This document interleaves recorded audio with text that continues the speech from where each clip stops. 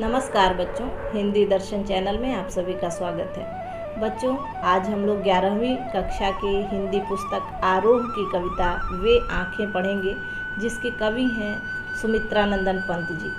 छायावाद के प्रमुख 4 स्तंभों में से एक प्रकृति के चितेरे कवि छायावादी कवि सुमित्रानंदन पंत जी की ये कविता प्रगतिशील दौर की है। इसमें उन्होंने किसानों की स्थिति का चित्रण किया है। वे किसान जो आज़ादी के पहले भी दुख झेल रहे थे और आज भी उनकी स्थिति अत्यंत दयनीय है, उसी की स्थिति का चित्रण कवि ने इस कविता में किया है।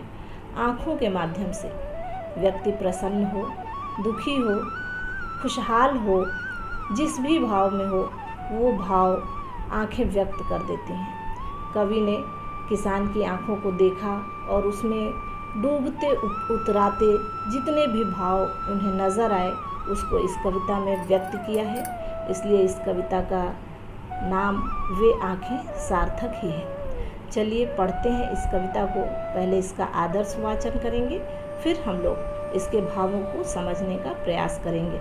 सबसे पहले कविता का आदर्श वाचन। वे आँखें अंधकार की गुहा सरीखी, उन आँखों से डरता है मन, भरा दूर तक उनमें दारुण दैन्य दुख का नीरव रोदन। वह स्वाधीन किसान रहा, अभिमान भरा आँखों में इसका, छोड़ उसे मझधार आज संसार कगार बना सदृश बन खिसका।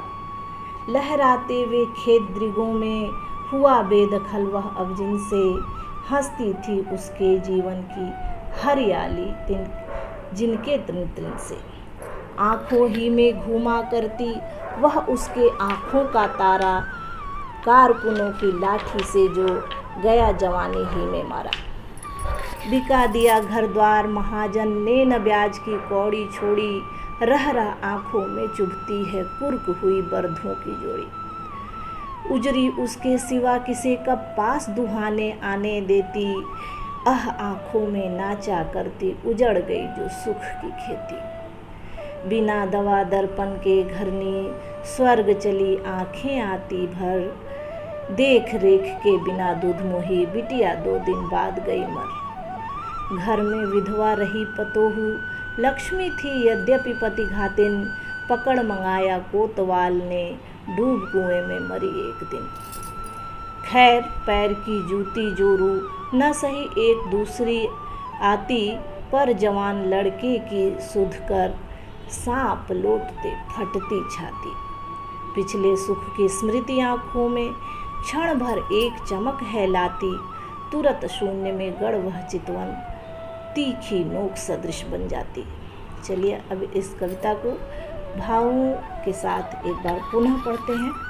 कविता है, अंधकार की गुहा सरीखी, उन आँखों से डरता है मन।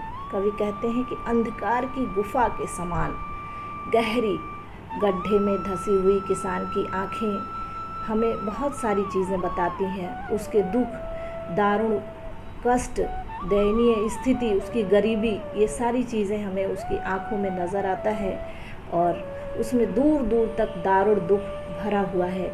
उसमें नीरव रोदन है। नीरव यानी बिना शब्द के, बिना रव के, जिसमें आवाज़ नहीं है, वह सिसकता है। रोते रोते उसकी आंखें पथरा सी गई हैं। इस तरह की कष्ट और वेदना, पीड़ा, गरीबी, ये सब उसकी धसी हुई आंखों में कवि को दिखाई देता है। कवि आगे कहते हैं, वह स्वाधीन किसान रहा, अभिमान भरा आंखों में इसका, छोड़ उसे मझधार आज संसार कगार सदृश बन खिसका।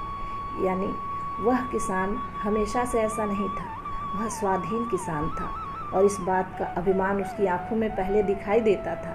स्वाभिमान उसका कि वह बहुत ही संपन्न है, वो खुशहाली, वो खुशियाँ उसकी आंखों में पहले दिखाई देती थी। लेकिन जब स्थिति समाज की बिगड़ी और किसानों की स्थिति भी दयनीय हुई, उसके बाद जब सभी लोगों की स्थिति सुधरने लगी, पूरा संसार सुधर गया और किनारा कस कर लिया उन किसानों से। किसान बेचारे आज भी मझधार में फंसे हुए हैं। कवि इसी बात को कहते हैं कि छोड़ उसे मझधार आज, संसार कगार सदृश बन खिसका। संसार जो है कगार के सदृश किनारा बन के खिसक गया है और उन किसानों को उसी मझधार में छोड़ दिया है।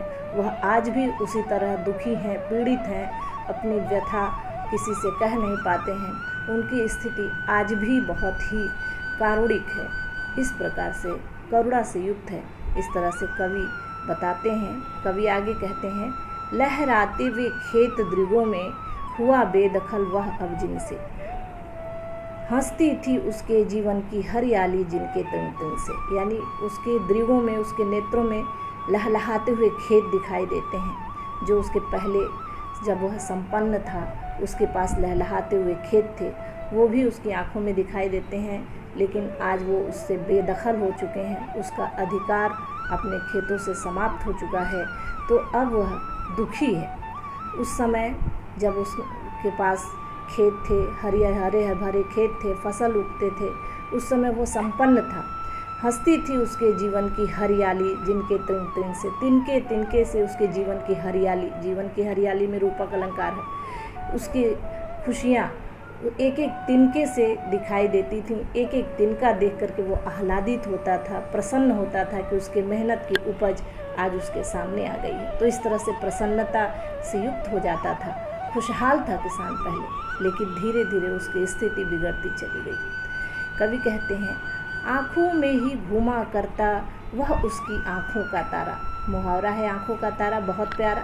उसका बेटा जो कि उसको बहुत प्यारा है, उसकी आँखों में घूमता रहता है। उसकी आँखों का तारा, जिसको कि कारकुनों ने, कारकुन कहते हैं जमींदारों के जो करिंदे होते हैं, जमींदार के काम करने वाले कार्यकर्ता, उन्होंने लाठियों से मार मार करके उसकी हत्या कर दी है, क्योंकि उसने अपने खेत की रक्षा के लिए आवाज़ उठाई थी, विरोध किया था जमींदारों का। तो उस विरोध करने के कारण कारकुनों ने उसको मार मार करके उसकी हत्या कर दी लाठियों से। वह जवान बेटा उसकी आंखों के सामने, किसान की आंखों के सामने नाचा करता है, घूमा करता है। कवि आगे कहते हैं, बिका दिया घर द्वार, घर द्वार सब कुछ बिक गया उसका, अब कुछ भी नहीं उसके पास।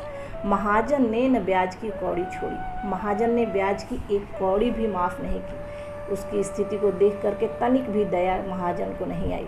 महाजन की क्रूरता का वर्णन यहाँ पर कर रहा है कवि कि कितना अत्याचार किया है लोगों ने किसान के ऊपर, कितना अत्याचार किया है और किसान कितना कुछ सहता है, कितना कुछ कष्ट झेलता है, कितनी पीड़ा को वह झेल रहा है। बिका दिया घर द्वार, अपना घर द्वार सब कुछ वह बेच देता है और महाजन ने ब्याज की कौड़ी भी नहीं छोड़ी। रह रह आँखों में चुभती है कुर्क हुई बर्धों की जोड़ी।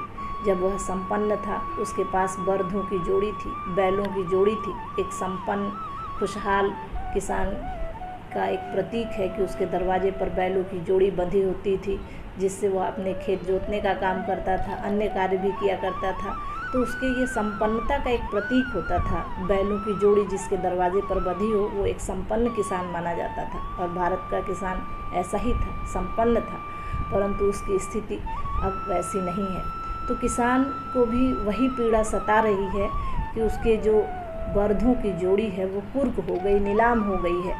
इसी बात की चुभन उसके आँखों में कवि को दिखाई देता है। कवि आगे कहते हैं, उजरी उसके सिवा किसे कब पास दुहाने आने देती। उजरी उसके गाय का नाम है, जिसको वह प्यार से उजरी कह करके बुलाता है। कहता है कि वह इतनी प्यारी थी कि किसी को अपने पास नहीं आने देती थी, सिर्फ मुझे ही अपने पास आने देती थी और मुझसे ही अपना दूध दुहवाती थी। वो मुझे बहुत प्रिय थी और वह भी मुझे बहुत प्यार करती थी, परंतु मजबूरी के कारण, गरीबी के कारण किसान को अपनी गाय को भी बेचना पड़ गया। इसी बात को कहते हैं कि उजरी उसके सिवा किसे कब पास दुहाने आने देती। आँखों में नाचा करती उजड़ गई जो सुख की खेती। आँखों में नाचा करती है वो उजड़ गई जो सुख की खेती। जो सुख के दिन थे वो घूमते रहते हैं इनकी आँखों में किसान के। वह उसे याद करता है और दुखी होता है कि आज उसके पास कुछ भी नहीं है। कवि आगे कहते हैं, बिना दवा दर्पण के घरनी स्वर्ग चली आँखें आती भर। बिना दवा दर्पण के वह अपनी पत्नी का इलाज नहीं करा सका। उसकी पत्नी बीमार हुई तो वह उसका इलाज भी नहीं करा सका, मजबूर था। गरीबी के कारण उसके आंखों के सामने उसकी पत्नी स्वर्ग चली गई उसे छोड़ करके, और वो कितना लाचार महसूस करता है अपने आप को, कितनी मजबूर में है वो कि वह अपनी पत्नी का इलाज भी नहीं करा सका और वह स्वर्ग चली गई। और देख रेख के बिना उसकी दूधमुही बिटिया भी 2 दिन के बाद मर गई। माँ की मृत्यु के बाद उसके दूध पर ही आश्रित रहने वाली उसकी बिटिया बिना देख रेख के मर जाती है 2 दिन के बाद भी। 2 दिन के बाद तो इस तरह से कवि कहते हैं कि किसान इन सारी पीड़ाओं को झेल रहा है। परिवार के एक एक सदस्य धीरे धीरे करके उसका साथ छोड़ते चले जा रहे हैं। आगे कहते हैं कवि, घर में विधवा रही पतोहू, लक्ष्मी थी यद्यपि पति घातिन। अब बची घर में उसकी विधवा पतोहू, लक्ष्मी थी वो, लेकिन समाज उसे पति घातिन कहता था, क्योंकि पति की मृत्यु का कारण समाज उसे ही मानता था, जबकि उसको कारकुनों ने लाठी से मार मार करके उसकी हत्या की थी। लेकिन समाज में पत्नी को ही दोषी ठहराया समाज वालों ने।